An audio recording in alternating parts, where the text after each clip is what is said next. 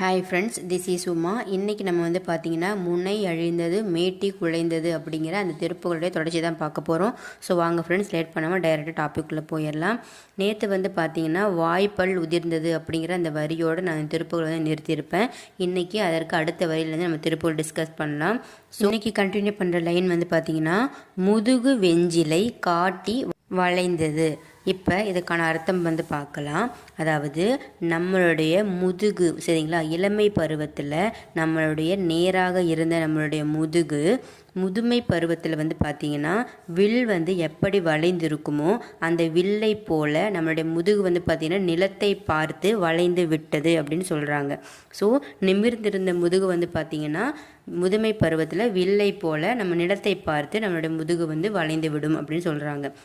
அதாவது கூற்றுவனே தளர்ந்த பருவத்தில் என்னை உற்றாரும் மற்றாரும் இருக்கின்றார்கள். சரிங்களா, அதாவது இளமையாக இருக்கக்கூடிய பருவத்தில் எல்லாருமே வந்து பார்த்திங்கன்னா என்னை வந்து ரொம்ப சந்தோஷமாக நான் இருந்து சந்தோஷப்பட்டாங்க.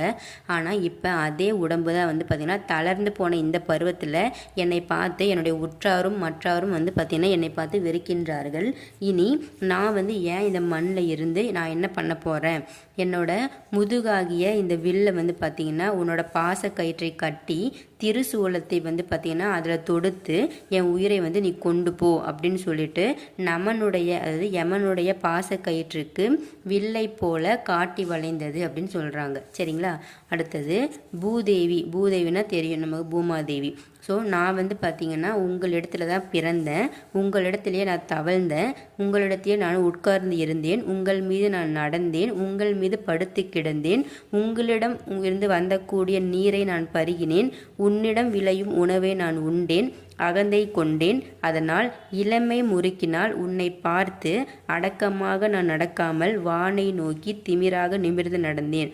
ஆனால் இப்போது உங்களிடம் சேர வேண்டிய காலம் என்னை நெருங்கிவிட்டது அன்னையே, அதனால் என்னை உங்களிடம் சேர்த்து கொண்டு சென்று விடுங்கள் அப்படின்னு சொல்லி நம்ம பூமிக்கு காட்டி வளைந்தது அப்படின்னு சொல்கிறோம். ஸோ நம்ம இளமை பருவத்தில் வந்து பார்த்திங்கன்னா தென்னாவட்டா நம்ம நிமிர்ந்து வானத்தை பார்த்து நடந்துட்டு இருந்தோம்.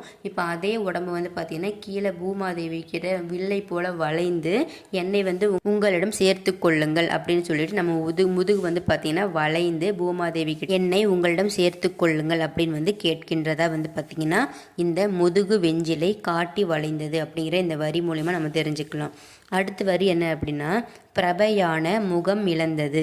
அதாவது இந்த இடத்துல பிரபை அப்படின்னா ஒளின்னு அர்த்தம். ஒளினா வந்து பார்த்திங்கன்னா வெளிச்சம், அந்த ஒளி. சரிங்களா, அதாவது நம்மளுடைய இரத்த பெருக்கினால் இளமை காலத்தில் முகம் வந்து பார்த்திங்கன்னா தளதளவென்று மிகவும்